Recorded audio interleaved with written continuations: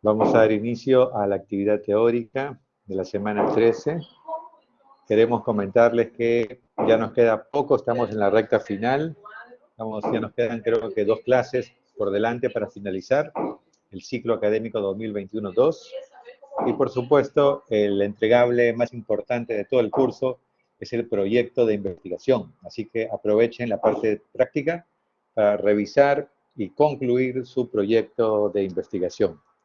Un aspecto fundamental al momento de hacer redacción científica es usar adecuadamente las citas, las referencias y, por supuesto, eso se conoce como estilo de publicación para el área biomédica como estilo Vancouver y en algunos casos, en algunos tipos de revistas, el estilo APA.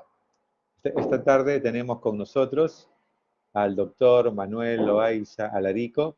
El doctor Manuel Loaiza Alarico es profesor de la Facultad de Medicina Humana, investigador del Instituto de Investigación en Ciencias Biomédicas de la Universidad Ricardo Palma y con amplia experiencia en temas de epidemiología a nivel nacional, en temas de publicaciones científicas. Actualmente se encuentra también desarrollando actividades con ONS-OPS. En ese contexto, entonces, vamos a dejar el tiempo con el doctor Manuel Loaiza, quien nos va a desarrollar justamente, específicamente el estilo Vancouver como eje principal de lo que significa citas y referencia bibliográfica. Adelante, Manuel. Gracias, Johnny. Buenas tardes, vamos a compartir pantalla para iniciar la presentación.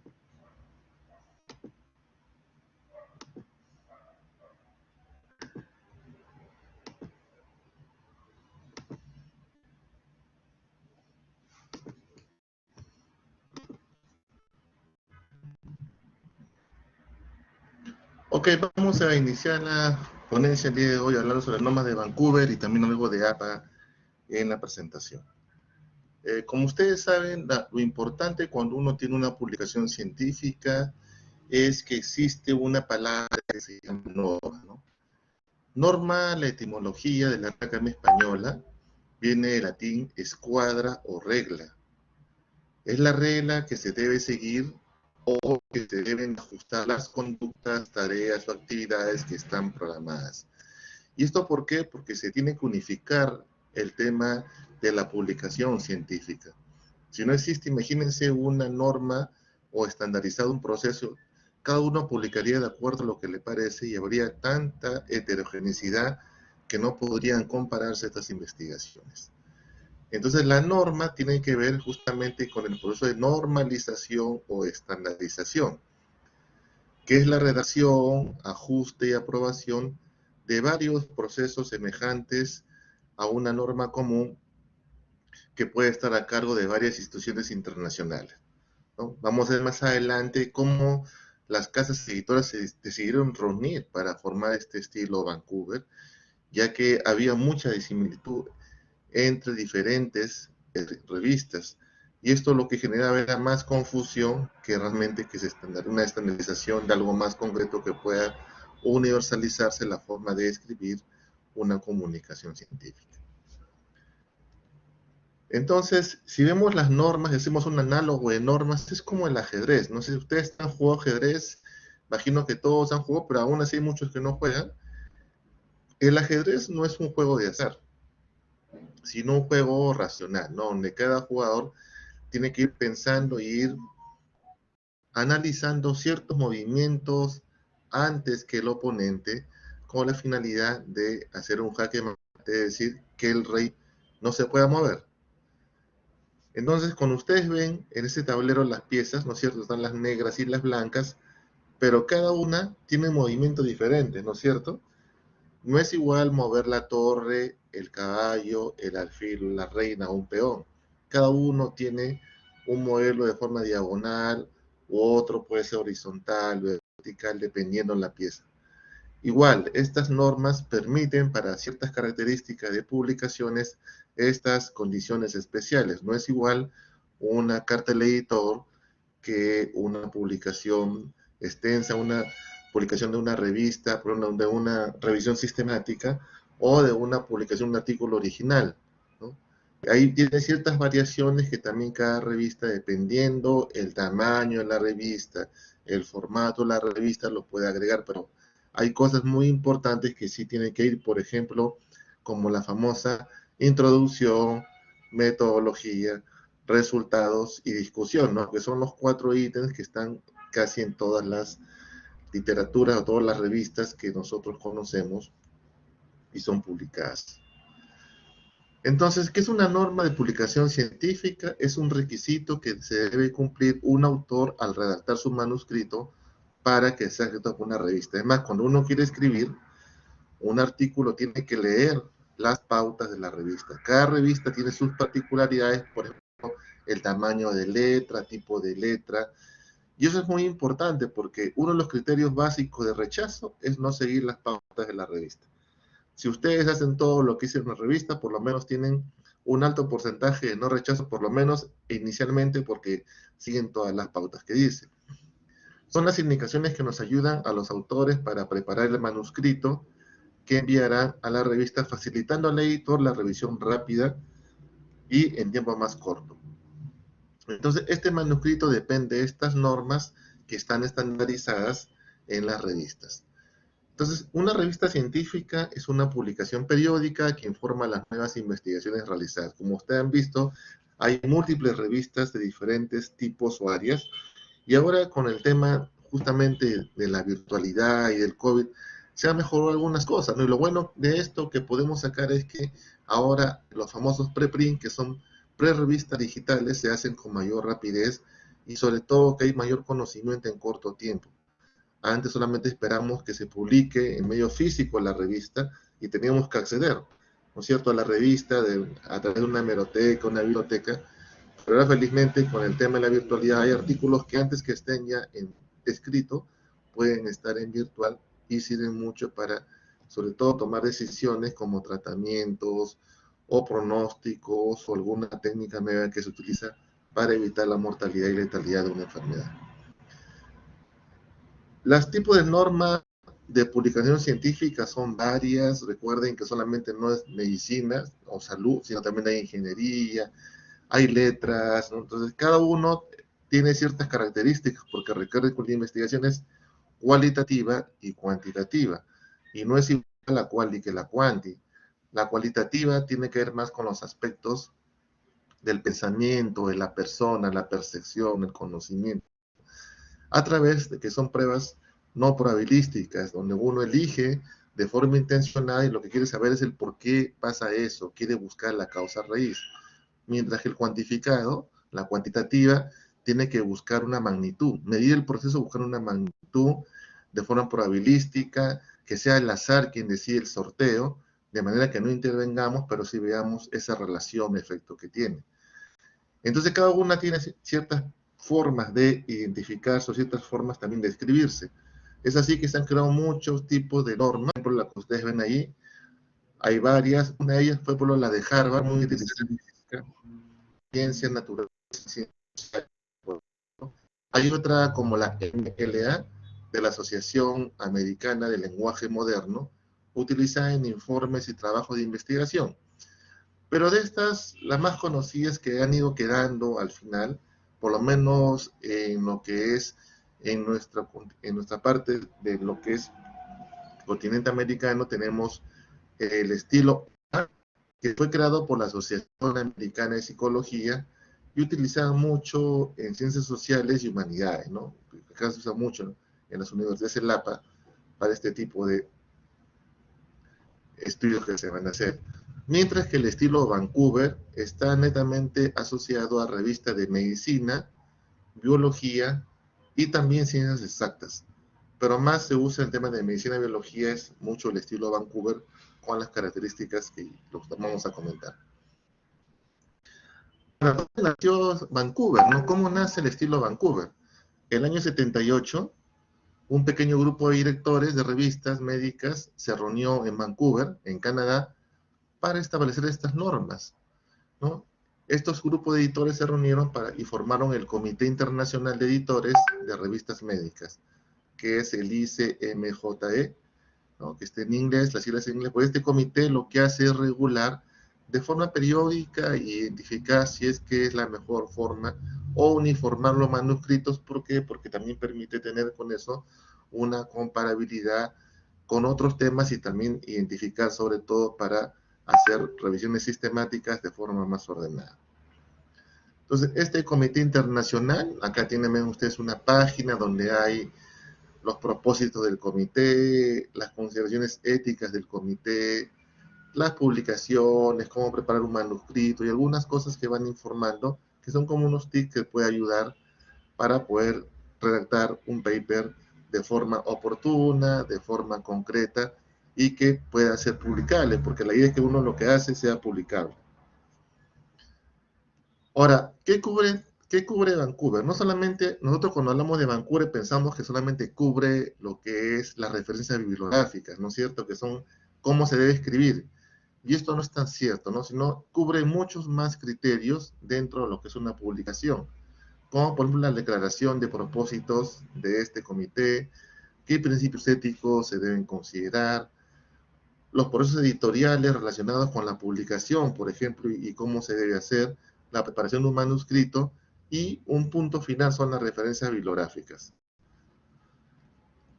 Con el tema de declaración de propósitos, como ustedes pueden ver acá, lo que hace es claramente identificar cómo son los reportes accesibles, por ejemplo, la dirección de la ética relacionada con la investigación y la evaluación, sobre todo con son manuscritos biomédicos donde generamos información primaria, una fuente primaria, donde tenemos que hacer intervenir a las personas, a los individuos que recolectamos información y deben cumplirse todos los criterios éticos de consentimiento informado, comité de ética, que es importante la revisión y que también tenemos que identificar la revisión, ¿no? de personas que participan en esta revisión, que son por pares, personas que revisan de forma anónima y que no tienen ninguna vinculación directa con el paper para evitar cualquier problema ético en la revisión.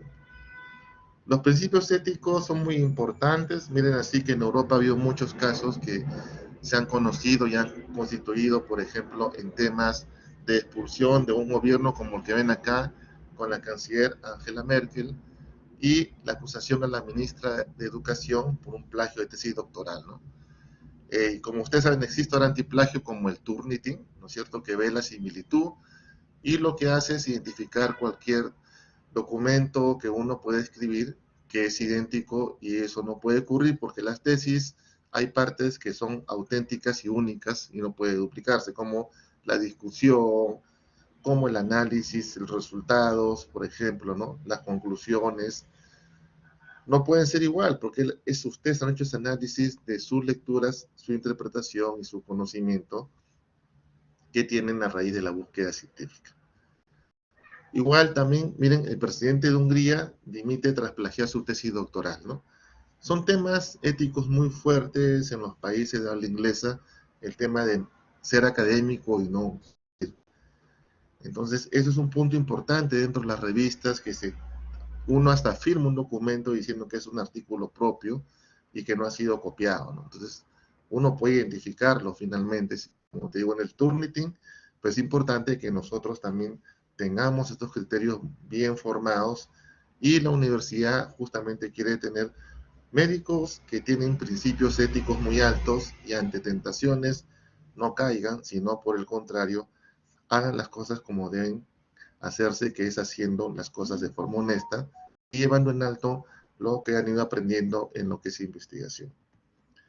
Igual, ¿no? Se descubre plagio de tesis del candidato de juez supremo. Este juez sí lo conocen, creo, todos ustedes, de un caso de los cuellos blancos.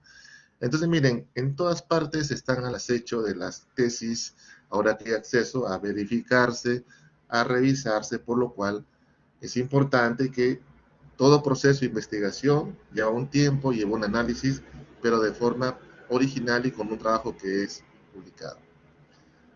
Otro tema importante dentro de Vancouver es a quién se le considera autor, ¿no? Usualmente, una vez cuando hace un paper, lo pone como autor a personas que, por quedar bien con él, llámese el jefe, el amigo, los colocan en el paper.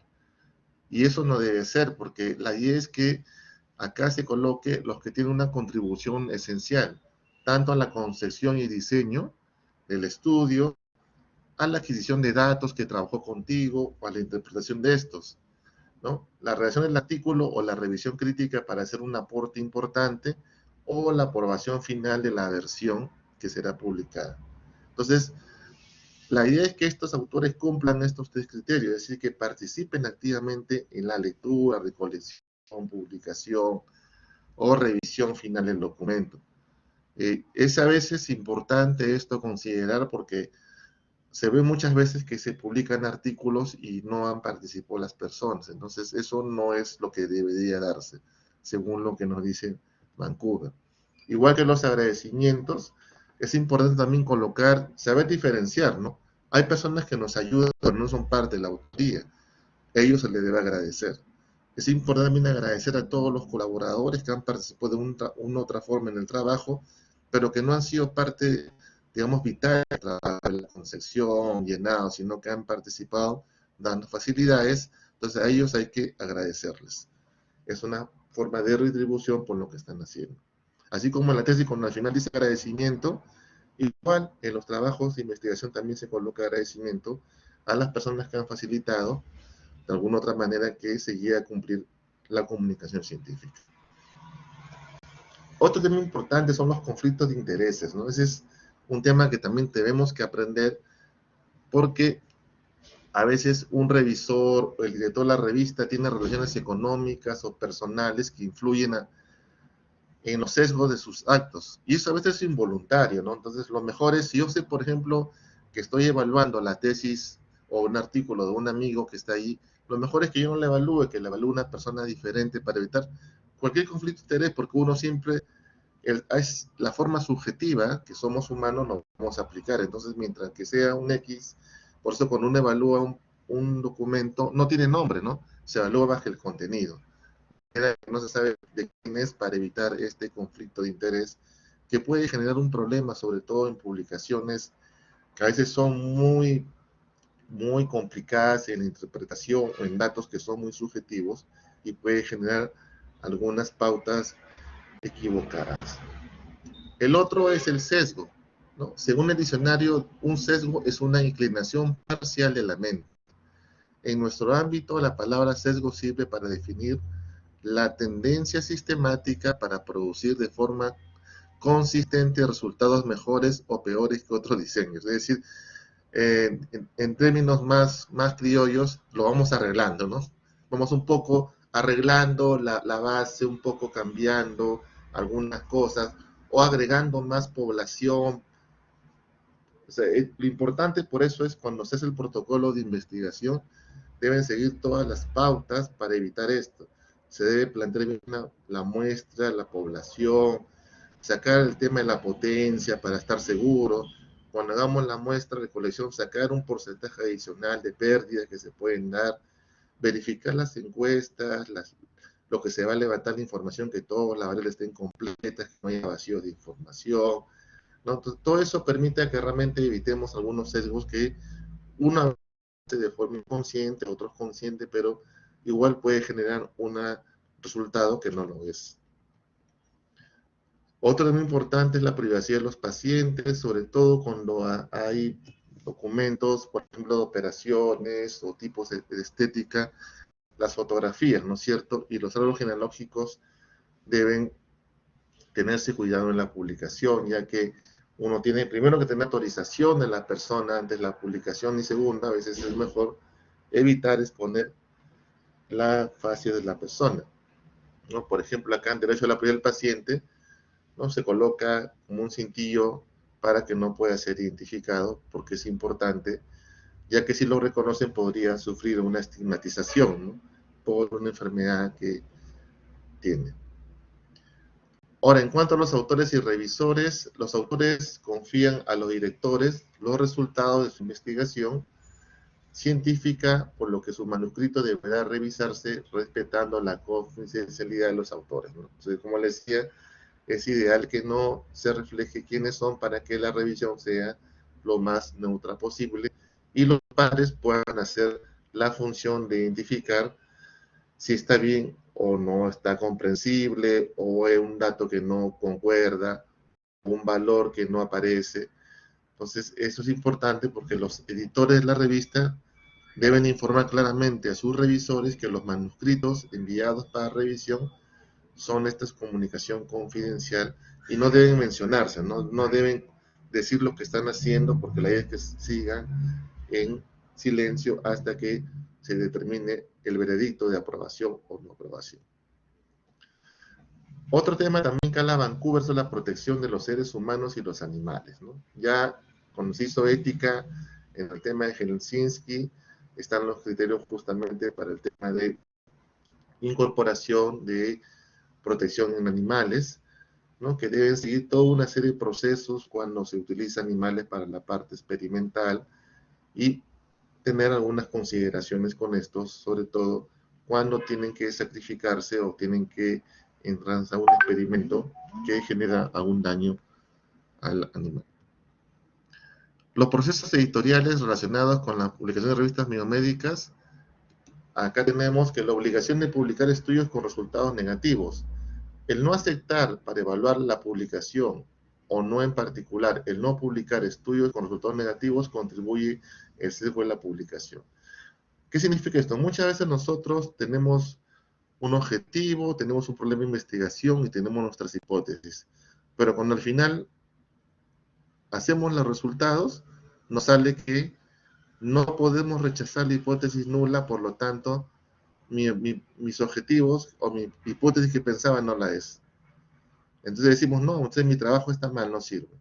Sí, también uno aprende de lo que no es útil, aprende. Por ejemplo, un trabajo que se hizo en Puno para identificar, se pensaba que teniendo bancos de sangre en Puno se iba a mejorar la muerte materna por hemorragia. Al final el estudio salió que no se puede rechazar la hipótesis, es decir, los bancos de sangre no me van a ayudar para la muerte materna porque no tiene que ver con la disponibilidad de sangre, sino que tiene que ver con el problema de la demora en atención materna, ¿no? En identificar signos de alarma y en llegar al fallecimiento. ¿Ven? Algo negativo se convirtió en positivo, porque yo puedo tener un banco de sangre súper grande con toda la cantidad de sangre. Siempre lo negativo también se debe publicar, no siempre lo positivo, que a veces muchas editoras tienen, por lo cual también se debe considerar este tipo de artículos. Hay también a veces correcciones o retracciones de inquietud, ¿no? Por ejemplo, durante el trabajo pueden haberse cometido errores. Si quieres informar este detalle, el autor puede presentar un artículo donde explica los errores cometidos, corrigiendo información con el nuevo artículo. A veces uno saca un artículo con información, digamos, y lo publica una revista, un artículo editor. Pero puede ser que esto cambie después cuando se hace el análisis completo de la información. Entonces, uno puede hacer, ¿no? Puede escribir diciendo que han cambiado la información y explica lo que pasó. Ahora, si se ha demostrado que un autor ha cometido fraude científico, el editor publica una nota indicando que en el artículo publicado el autor del mismo ha cometido fraude, ¿no? Lo cual es un tema para tema científico muy grave, ¿no? Porque expone al investigador que está haciendo o publicando artículos que no son verdaderos, por lo cual también crea un malestar en la comunidad científica cuando ocurre esto.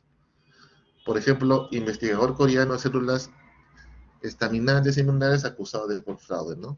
Este fue un caso también de un investigador coreano que dijo que había hecho este experimento, pero que al final, cuando le hicieron que lo pruebe, no podía probar, porque recuerden que la ciencia es replicabilidad, y no podía replicarlo porque no lo había hecho. Entonces, también fue todo un escándalo en Corea. Otro punto importante también que ve este tema de Vancouver, o que se ve dentro del comité, es los derechos de autor, ¿no? Muchas revistas biomédicas piden a los autores que les cedan los derechos del autor. Sin embargo, un número cada vez mayor de revistas de Open Access, acceso abierto, en versión electrónica, en el cual el autor carga su manuscrito y ya no piden cesión de derechos, ¿no?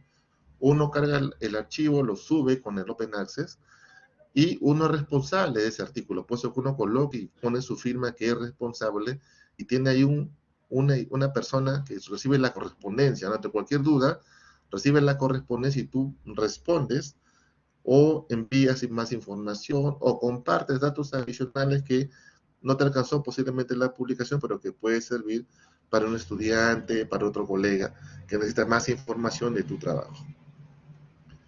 Igualmente, hay un tema de presentación duplicada, ¿no? La mayoría de las revistas biomédicas no consideran los manuscritos que estén siendo consideradas simultáneamente por otras revistas. O sea, que depende mucho también de la persona que envía. A veces nosotros queremos publicar y mandamos a una, dos, tres revistas a la vez. Entonces, eso no puede ser porque si hacemos eso, ¿qué pasaría si las tres dicen que sí? ¿Con quién nos quedamos con la revista? Entonces, de preferencia siempre se debe publicar y cuando se envía para su revisión es primeramente de forma individual y si es rechazada, se manda a otra revista y así sucesivamente, viendo si realmente si hay muchos rechazos porque algo está mal o no se entiende o hay que verificar la información o de repente la redacción no está hecha de la mejor manera comprensible, por lo cual habría que realmente revisar el paper. ¿Por qué debe un manuscrito ser original o inédito? ¿No? Hemos hablado que muchas veces la guía de las revistas tienen un componente importante que son estos artículos originales o inéditos, que son los trabajos que tienen que generarse de forma regular en las revistas por número que les piden para ir incrementando su publicación o generando más información. Estos trabajos originales son los que realmente son la parte de la ciencia aplicada y muchas veces dentro de esto se van generando nuevos conocimientos que permiten realmente el análisis y los tipos de estudio y su aplicación, identificar algunas respuestas que necesitamos para tomar decisiones en salud pública. Otro tema importante también que se ve es la publicación redundante, ¿no? Es decir, yo tengo una base de datos y de esa base de datos publico lo mismo o parecido, pero varias veces. En vez de una sola publicación, comienzo a publicar 2, 3, 4 artículos muy semejantes. Pero cuando tú los juntas, todos tienen la misma conclusión o el mismo resultado. Entonces, hasta le puedes cambiar de nombre. Pero eso no se debe hacer, ¿no? Una publicación redundante, por lo cual también un recuento distorsiona las pruebas disponibles científicas. Entonces es importante no redundar, donde uno así investigaría y trata de colocar todo lo que puedas hacer y esa información queda ahí, posiblemente para otros análisis, pero ya no para estar publicando de forma redundante, porque ya si fue por una revista, ahí está la información suficiente y dejando tu correspondencia, se podrán comunicar contigo. Ahora, también sale la publicación secundaria aceptable.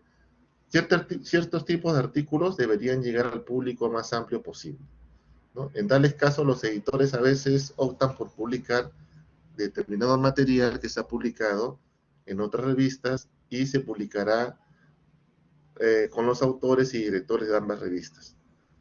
Usualmente esto también puede darse, pero hay que tener comunicación y son sobre todo publicaciones que generan cambios importantes en un momento determinado, por ejemplo ahora con la pandemia, ¿no? Puede ser que de repente encuentres un medicamento que demore la replicación viral, después de una publicación tan grande que puede ser una publicación secundaria aceptable. Pero acá tenemos una publicación secundaria aceptable.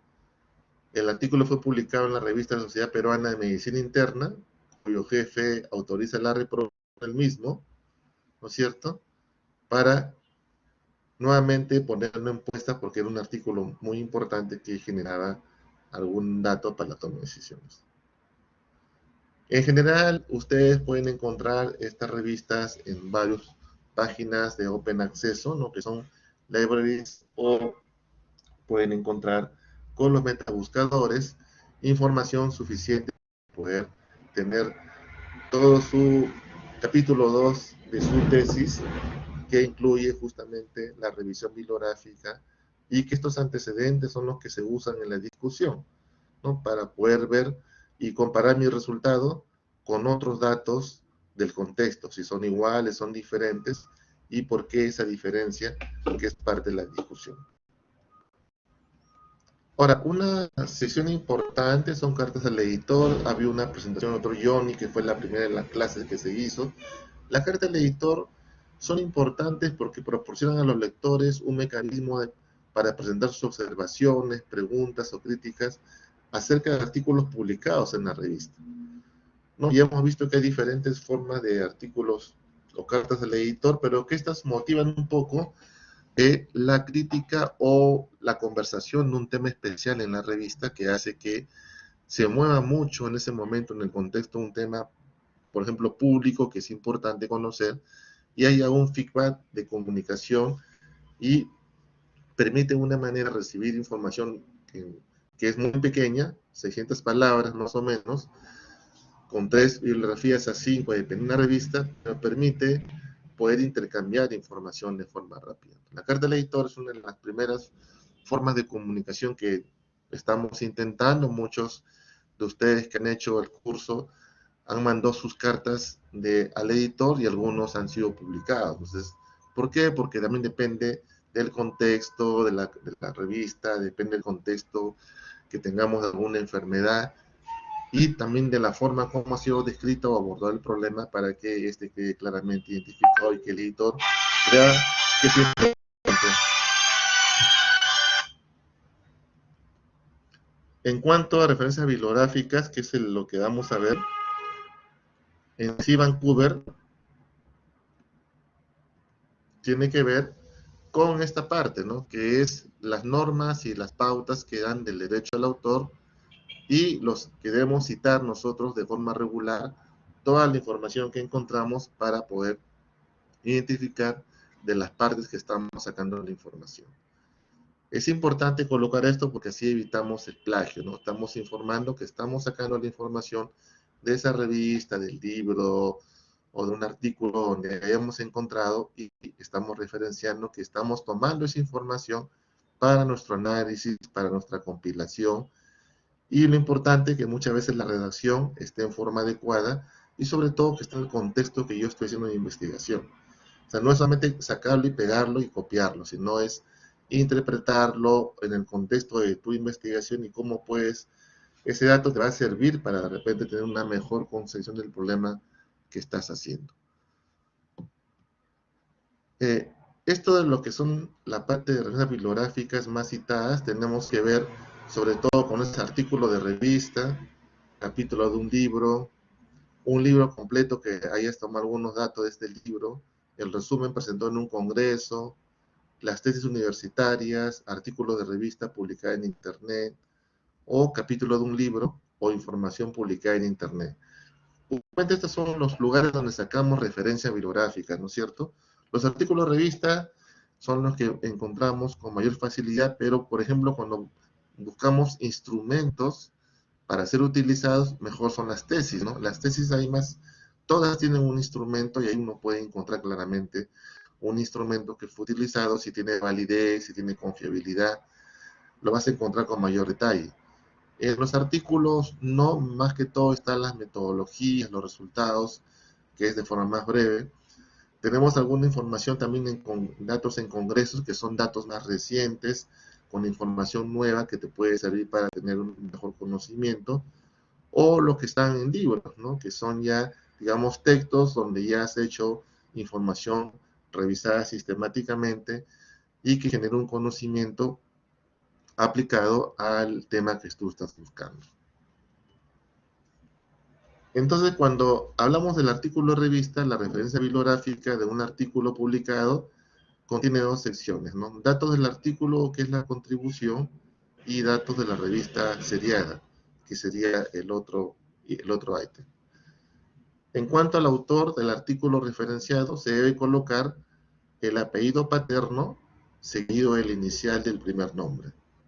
Los autores deben estar separados por una coma y se debe colocar un punto solo al final del autor. Por ejemplo, Soto L, Legua P, punto. Ahora, la cantidad de autores depende de cada revista, hay que ver las normas, pero usualmente más de seis autores, colocar los tres primeros autores seguidos por la palabra et al, ¿no? Que es como y colaboradores. Algunos dicen que son más de 6 autores, colocar los 6 primeros autores seguidos por et al. Entonces, eso depende también, como le decía, de la revista y algunas particularidades que tenemos que adecuarlas. Et al, esta abreviación proviene del latín et ali, que significa y colaboradores. Entonces, usualmente se coloca de esa manera. Por ejemplo, un artículo consultado es Soto Leslie, Pedro Legua, Gotuso Eduardo, Echevarría, Juan, Bustamante Beatriz, Marguiña Ciro, Herrera Víctor, Mendoza Alberto. Paciente inmunosuprimido con fiebre y radiografía con patrón miliar, ¿no? Así como está mal escrito, ¿no es cierto? Porque hemos dicho que tiene que ver algunos parámetros. Entonces, puede presentarse de esta manera: Soto L, Legua P, Gotuso E, et al, y paciente inmunosuprimido con fiebre y radiografía con patrón miliar. No se suele colocar, a veces hemos visto que ponen solamente el primer nombre y ponen et al. Entonces, eso no se debe presentar así, ¿no? Según la norma, siempre se ponen los tres primeros y luego la palabra et al para indicar que son y colaboradores. Ahora, el nombre de quién aparece primero o segundo depende del mismo grupo de investigación. La primera persona que aparece es, digamos, el coordinador, el que tiene la idea inicial, el que ha logrado plasmar mejor el trabajo y es como el coordinador de ese proyecto, y los demás son parte colaborativa. Entonces, el primer nombre usualmente siempre es el que tiene la idea del artículo y participa activamente de su redacción hasta la publicación final. Datos de un artículo de revista, usualmente acá se coloca el título del trabajo, debe colocarse completo, en el idioma original que está, nunca entre comillas, y no variar ninguna palabra del título que ahorre espacio. Ese por ahorre espacio le quitamos esta característica, ¿no? Entonces, si está en francés, colocarle en francés, en portugués, como está, ya que es así como encontramos el título, así que no hay una traducción en la revista, ¿no? Hay que ver también, las revistas pueden ser seriadas o pueden ser no seriadas. Usualmente, así como existen las revistas y los códigos, existen los códigos que se llama ISSN, que es una codificación internacional de series numéricas estándar, donde yo puedo ubicar una revista con esa serie en cualquier parte del mundo, saber dónde pertenece, ¿no es cierto? O otra también como de la National Library of Medicine, el IM, que también permite tener una identificación concreta cuando yo hago la búsqueda en el PubMed. Pues acá usualmente se guardan los datos al momento de realizar la consulta de la fuente de información. Entonces se buscan las referencias ya publicadas. En cuanto a de la revista la información, tenemos que ver el siguiente orden: título abreviado de la revista, año en que se publicó la revista, volumen de la revista, número de la revista y números de páginas del artículo.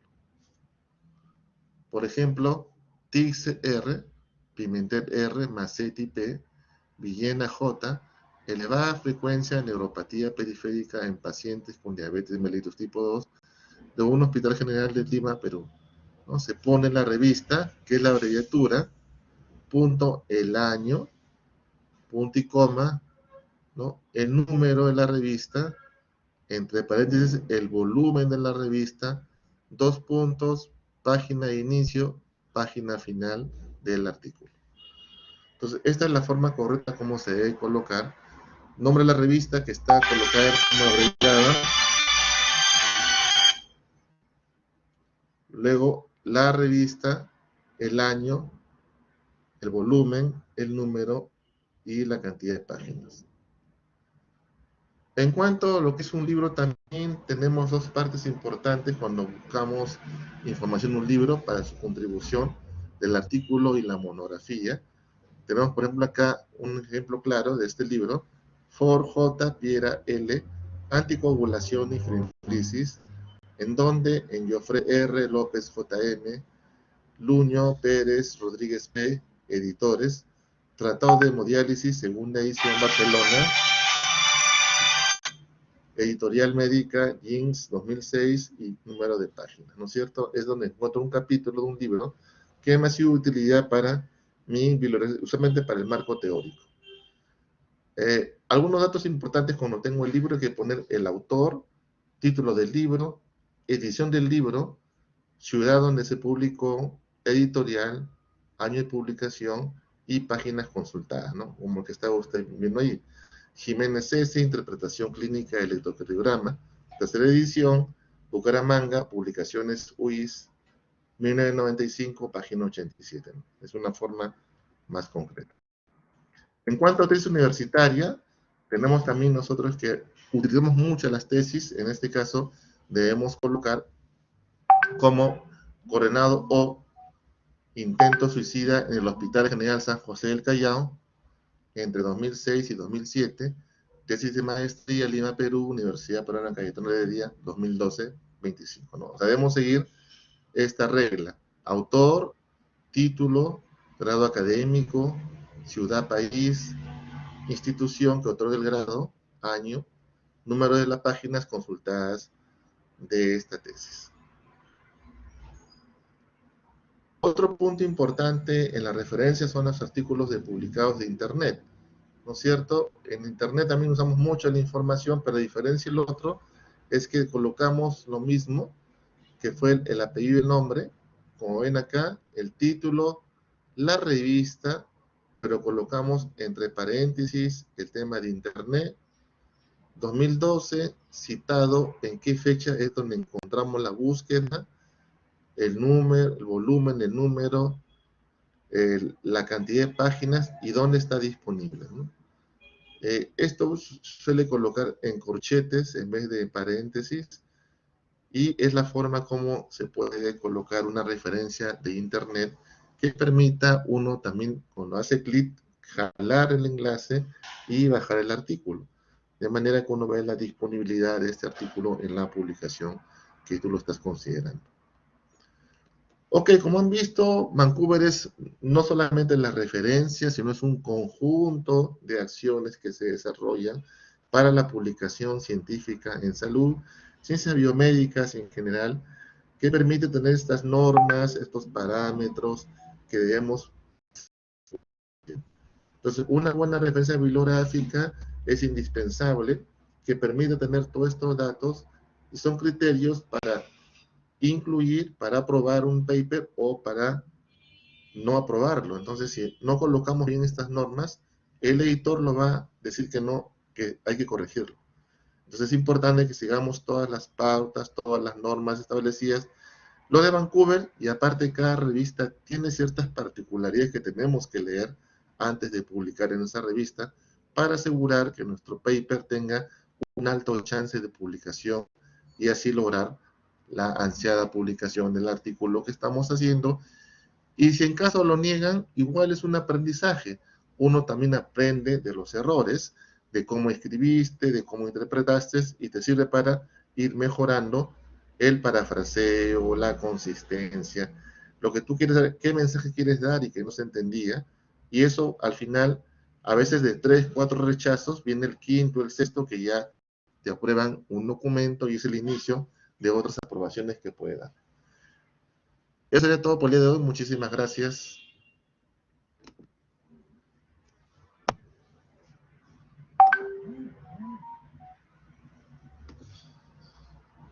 Gracias, doctor. Gracias, cuídense a todos. Nos vemos en la siguiente clase. Hasta luego, nos vemos. Gracias, doctor.